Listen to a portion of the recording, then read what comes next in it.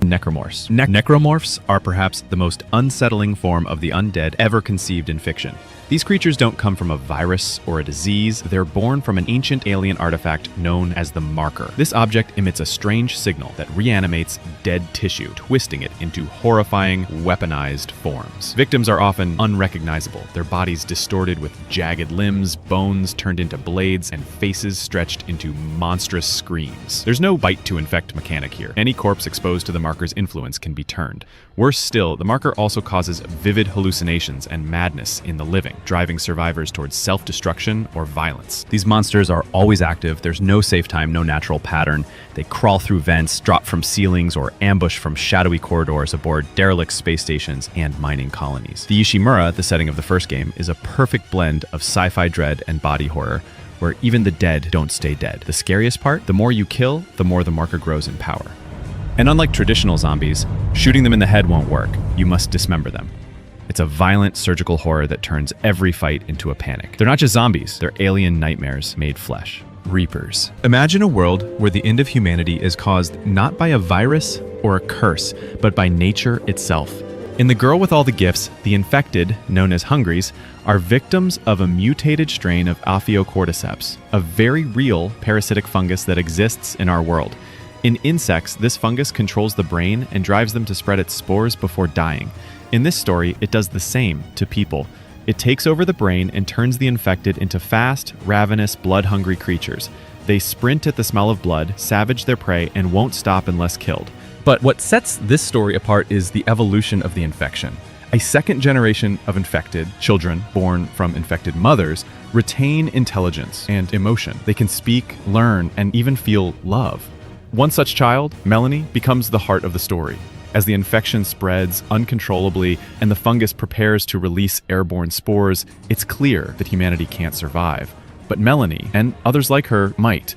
It's a haunting concept. What if the next intelligent species isn't human, but human-fungus hybrids? The horror here isn't just physical, it's philosophical, and it's all wrapped in a terrifyingly believable science fiction scenario. Biophage Mutants. In the Callisto Protocol, the undead, called biophages, take the grotesque body horror of Resident Evil and blend it with sci-fi isolation horror. Set on Jupiter's moon Callisto, in a high-security prison colony, the infection starts mysteriously, tied to alien ruins and unethical scientific experiments. Biophages are not mindless shufflers. They're mutated beyond recognition, with gaping maws, exposed muscle, bone-like armor, and rapid transformation abilities. One moment, a man is gasping for breath, and the next, he's turning into a razor-clawed monster right before your eyes. There's no rest in Callisto. The world is dark 24/7, full of flickering lights, steam vents, and silence, broken only by death screams.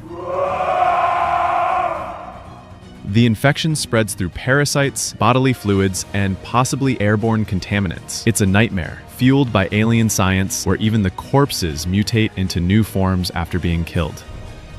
Some biophages become monstrous brutes, others can crawl on ceilings or explode on death. What makes them horrifying isn't just how they kill, but how your body becomes their next evolution.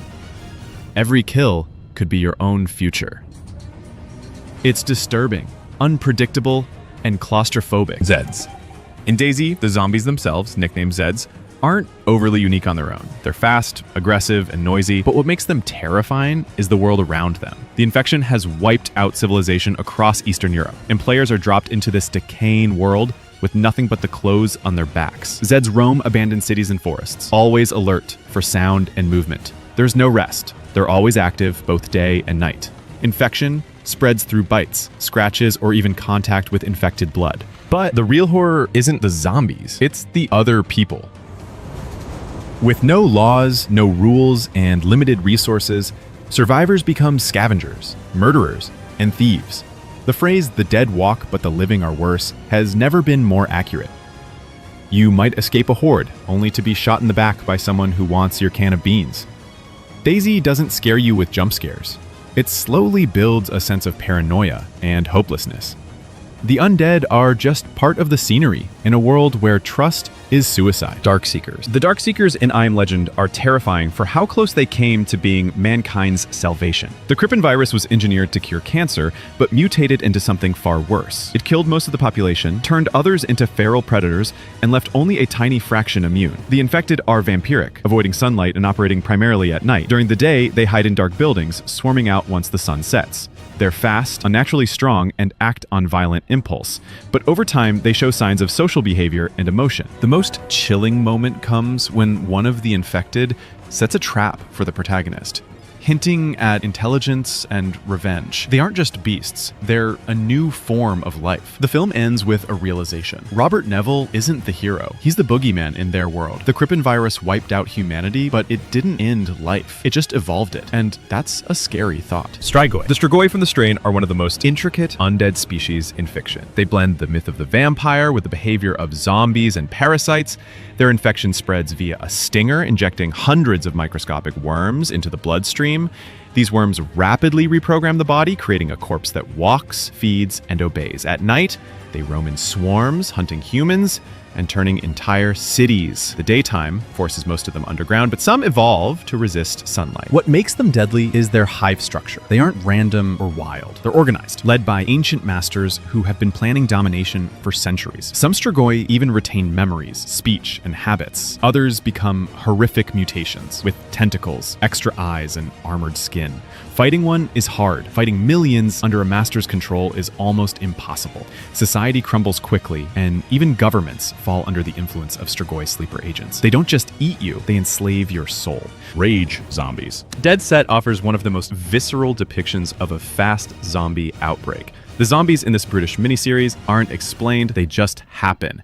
The infection spreads fast, almost instantly turning victims into rampaging maniacs. These are pure rage zombies, similar to 28 Days Later, but arguably even more violent. They run, leap, break through doors, and sprint until you're dead. There's no plan, no strategy, just carnage. The show's genius lies in its setting, the Big Brother house, where reality TV contestants are cut off from the world. They emerge to find civilization gone, loved ones torn apart, and the undead waiting. The infection doesn't rest. It's just as deadly day or night. It's a metaphor for modern society, media obsession, and how quickly civilization can fall apart. And it's incredibly, viscerally scary. The Horde. Set during Korea's Joseon Dynasty, Kingdom introduces a visually stunning and horrifying take on zombies. The infection is caused by a resurrection plant, used in secret to bring the dead king back to life. But instead, it unleashes a plague that spreads through bites and scratches, reanimating the dead into sprinting, biting monsters. The twist? These zombies are only active at night. By day, they collapse into lifeless corpses only to rise again when the sun sets. The show masterfully builds dread as survivors race against daylight. The zombies are fast and bloodthirsty, able to overwhelm entire towns in minutes. Adding to the terror is the political corruption that allowed the plague to spread in the first place. The infection becomes not just a survival threat, but a symbol of royal greed and class warfare. With breathtaking cinematography, gory set pieces, and historical themes, Kingdom proves that zombies aren't just a Western horror trope. They're universal. Las Plagas. Las Plagas. Resident Evil 4 and 5 reinvented the zombie with the introduction of Las Plagas, a parasite that replaces brain function and turns people into fanatical killers. Unlike traditional zombies, Las Plagas victims, called ganados or magini, can talk, use weapons, and act in coordinated squads. They're smarter, faster, and more terrifying. They follow cult leaders and execute ambushes. And worst of all, many of them transform mid-fight into hideous monsters, giant tentacle beasts, insect hybrids, or skull-splitting horrors. Plagas are spread by injection, and once inside the host, they become virtually impossible to remove. Whether it's day or night, these infected remain deadly. Their strength lies in intelligence and cooperation, turning every encounter into a battle against not just monsters, but strategy. They don't shamble, they hunt. 10. Revenants. In Bloodborne, the undead are less zombies in the classic sense, and more the results of cosmic and biological horror. The city of Yharnam is plagued by a disease known as the Scourge of the Beast, spread through the mysterious and sacred Old Blood. Initially used for healing, the blood slowly transforms its users into nightmarish creatures. Wolves, beasts, and eventually things that defy explanation. These revenants are mutations of the soul, driven mad by knowledge and power. The city is stuck in an eternal night, and as the infection spreads, reality itself begins to unravel. People don't just become beasts, they become eldritch horrors. influenced by alien gods beyond human comprehension.